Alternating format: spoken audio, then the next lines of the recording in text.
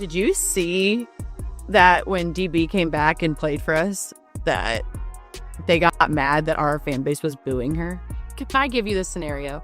Yeah. You're watching the exact moment Sophie Cunningham stumbled into a move that's blowing up the WNBA's entire media playbook. It didn't happen in a press conference. It wasn't leaked to some reporter with sources close to the situation. It was one raw, unfiltered conversation on a podcast, and it just cracked a system that's been shaping WNBA narratives for decades. Within hours, that clip started ricocheting across social media.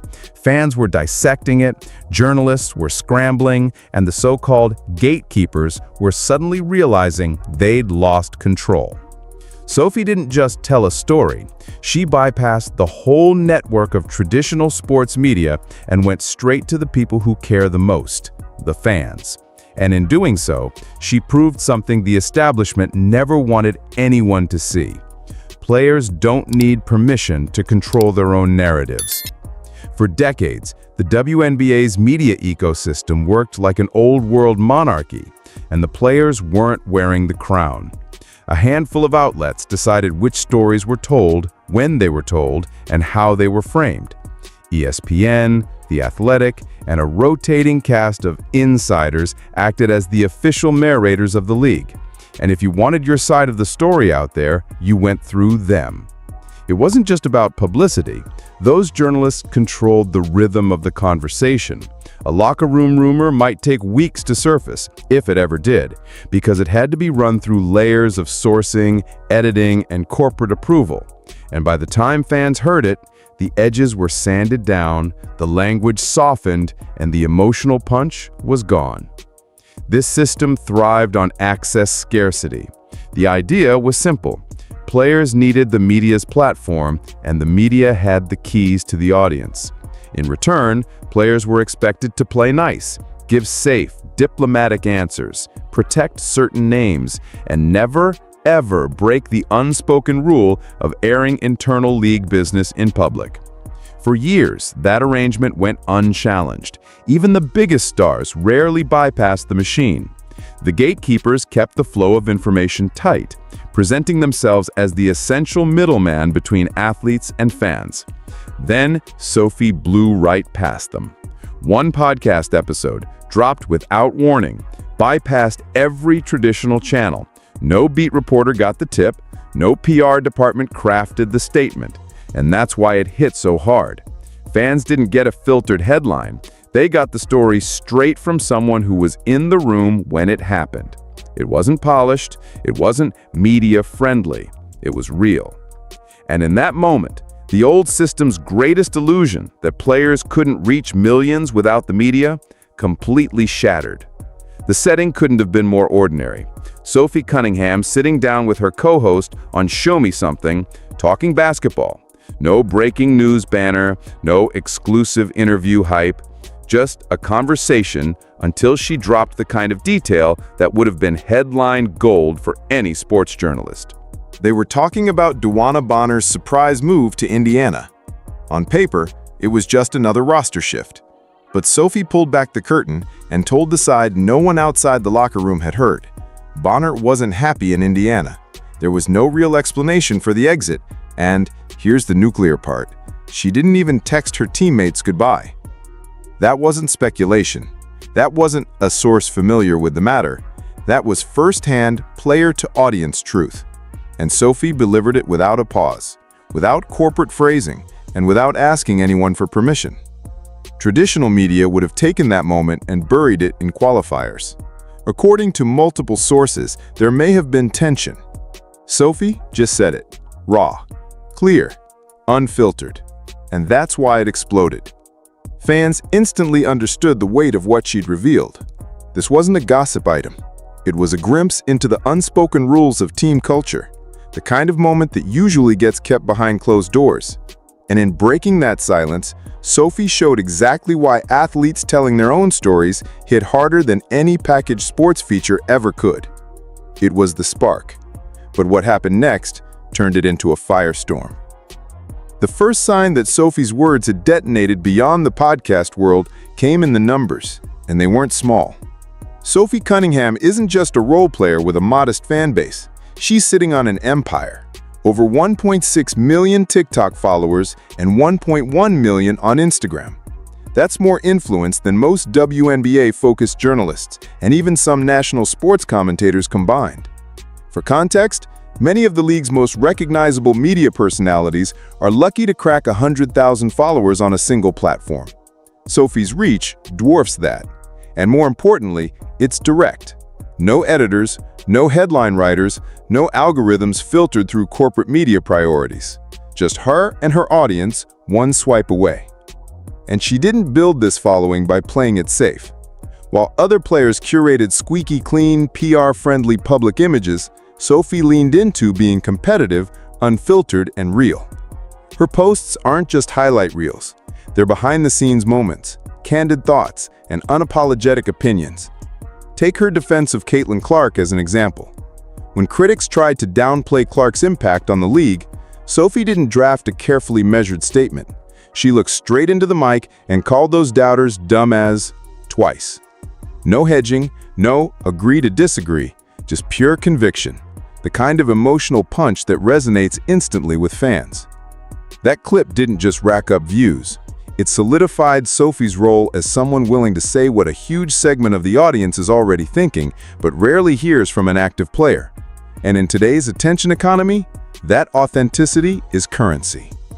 Traditional sports media survives on being the interpreter between athletes and fans. Sophie eliminated the interpreter. When she talks, fans don't need a journalist to explain her meaning. She says exactly what she means. That kind of clarity is magnetic. The ripple effect? Every time Sophie posts, she bypasses the WNBA's media machine entirely, delivering her version of events straight to over 2 million people. And that audience doesn't just watch. They respond and share her words into every corner of sports discourse. That's not just reach, that's leverage. And it's the reason the business side of sports media is starting to sweat. Because once a player realizes they can build this kind of direct connection, the question becomes, why would they ever hand their story back to the gatekeepers? And Sophie's next move would prove she's not just doing this by accident. She's part of a much bigger play. On the surface, Sophie's podcast feels like an independent passion project. Just 2 hosts, a couple of microphones, and the freedom to say whatever they want. But dig a little deeper, and you'll find it's backed by a heavyweight in sports media. The Volume, Colin Cowherd's growing media network. This is where the story shifts from viral moment to strategic power move. The Volume isn't some niche women's sports-only operation. It's a mainstream sports content machine built to serve huge audiences across basketball, football, and beyond. By bringing Sophie on board, they weren't just adding variety, they were betting on a proven market gap. Here's what's wild. While ESPN was still treating WNBA coverage like a seasonal obligation, the Volume saw an opening. They recognized that authentic player voices could outperform carefully managed corporate coverage, especially in a league where so few players have been given a national platform. This wasn't about charity, diversity optics, or checking boxes. It was about business, plain and simple. The Volume saw Sophie's follower count, her connection with fans, and her willingness to say what others won't. They knew that if you give someone like that a microphone and a wide-reaching distribution network, you don't just get good content, you get culture-shifting content.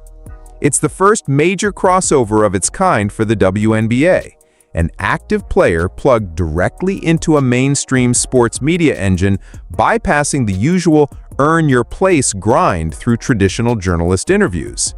And the results spoke for themselves. Sophie's reach exploded even further. Her clips started hitting audiences who'd never watched a WNBA game, and she proved that women's basketball could pull big numbers without the safety net of traditional coverage.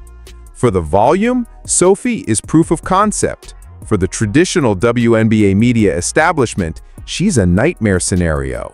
A player who can speak freely, generate headlines, and monetize her own narrative without needing their platforms at all. And if one player can do it, others can follow, which is exactly what's starting to happen. Sophie didn't just spark conversation, she shifted the expectations of an entire league. For years, there was an unwritten code in WNBA media culture. Don't publicly criticize veterans, don't expose locker room tensions, and definitely don't give the fans anything they could twist into negativity. It was a protection-first environment, built to keep the league's public image safe and avoid feeding trolls. Sophie burned that playbook. Her approach, say what happened, say it clearly, and let people react, gave fans a taste of something they'd been craving: honesty. The kind of raw, competitive emotion that mirrors what they already feel in the stands and on social media. And the reaction inside the league? Players noticed.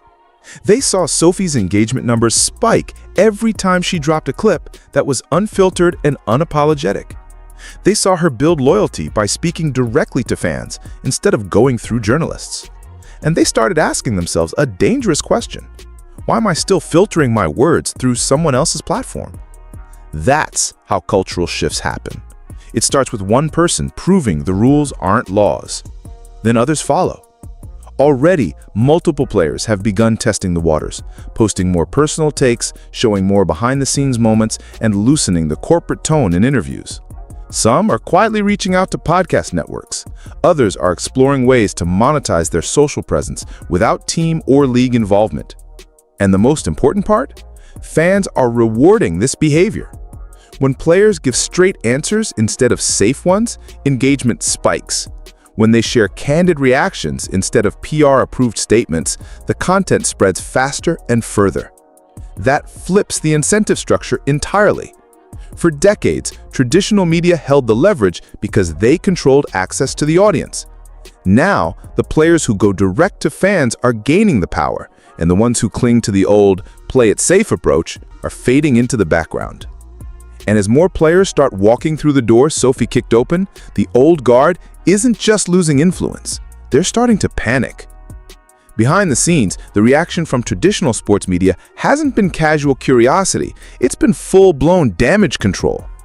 Multiple sources inside the industry say major outlets are suddenly scrambling to lock up WNBA players for exclusive content deals. The math is simple. If Sophie's model spreads, their gatekeeping role collapses. And once that happens, the audience and the ad dollars follow the players, not the publications. This is the nightmare scenario for old-school sports journalists. For decades, their value came from access, the ability to get quotes, stories, and insights the public couldn't get anywhere else. But now, players can grab a mic, fire up a camera, and tell their side directly to millions in real time. No reporter, no middleman, no editorial spin. That's an existential threat. It's why some networks are suddenly offering players far more money for podcast deals than they would have even a year ago. They're trying to buy authenticity before it goes completely independent. It's why you're seeing more player analyst spots on mainstream shows. They're trying to look adaptable. But these are defensive moves, not proactive strategies. You can't out-authenticate someone who's speaking from lived experience. You can't out-real a player who was literally in the locker room when the drama went down. And once fans taste that level of access, it's hard to convince them to go back to second-hand versions. Some outlets are hoping the league itself will step in, tightening media clauses in contracts, pressuring players to keep certain topics off limits, or flooding the zone with official coverage to drown out the independents. But those moves come with their own risks. Clamp down too hard, and you risk looking like you're silencing the very athletes the fans are rallying around. And here's the part that really keeps executives up at night. This isn't just a WNBA problem. Sophie's model works anywhere. NBA, NFL, soccer, you name it. The formula is simple. Credibility plus direct audience access plus willingness to say what's actually happening. Once you have those three things, you don't need the gatekeepers at all.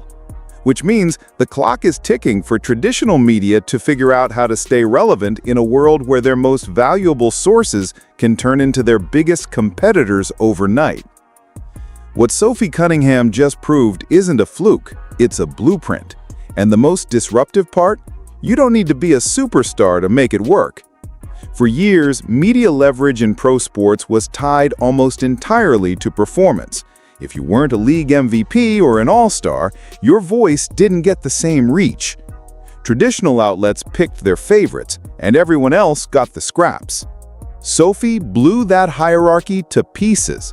She's not leading the league in points or playing on the biggest stage every night, yet she's pulling in engagement numbers that rival top-tier athletes. That's because the power isn't in the stat sheet anymore. It's in personality, authenticity, and the ability to connect directly with fans without a corporate filter. That's the revolution. Athletes as their own media companies. The old model treated players as sources, people who gave quotes so journalists could package the story. The new model flips that entirely. Players are now the producers, the hosts, and the distributors. They control the timing, the tone, and the reach. And when they own that pipeline, they also own the relationship with the audience. That relationship is everything.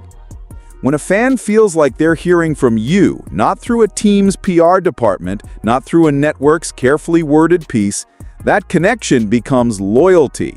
And loyalty is far more valuable than any one viral clip. It means when you launch a show, fans follow. When you sell merch, fans buy.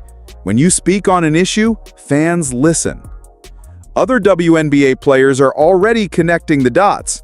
Within the next 6 months, expect to see at least 3 to 5 prominent names launch podcasts, YouTube channels, or live stream shows built on Sophie's authenticity model. They've seen the numbers, they've seen the headlines, and they've seen that you don't need to be the face of the league to own your corner of the conversation. Meanwhile, traditional media is facing the same dilemma every legacy industry faces when the middleman disappears: adapt or get left behind. Some will pivot and partner directly with athletes, offering them a platform without trying to control the message. Others will double down on gatekeeping, hoping the old rules still hold. But the truth is, the audience has already made its choice. They want unfiltered. They want real. And now they know where to get it.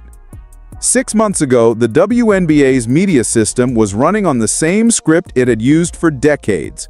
A few gatekeepers controlling the story and players carefully playing along. Today, that script is in shreds. Sophie Cunningham didn't just challenge the system, she exposed how fragile it was all along. She proved that a single player, armed with a mic, a camera, and the courage to speak plainly, can move the conversation further and faster than any legacy outlet. She showed that authenticity beats corporate messaging every time, and that you don't need permission to own your story. Now the rest of the league knows it. Some will follow Sophie's path, others will cling to the old way, hoping the gatekeepers can still protect them. But the revolution isn't on the horizon, it's already here, and it's spreading to every corner of professional sports. So here's the question for you. Which WNBA player do you think will be next to break away from the old media model? Who's going to launch the next must-watch show that flips the narrative? Drop your prediction in the comments. Hit that subscribe button and turn on notifications if you want to be ahead of the curve when it happens. And share this video with anyone who still thinks athletes need permission to speak, because those days are over. The gatekeepers had their run. Now, it's the players' turn.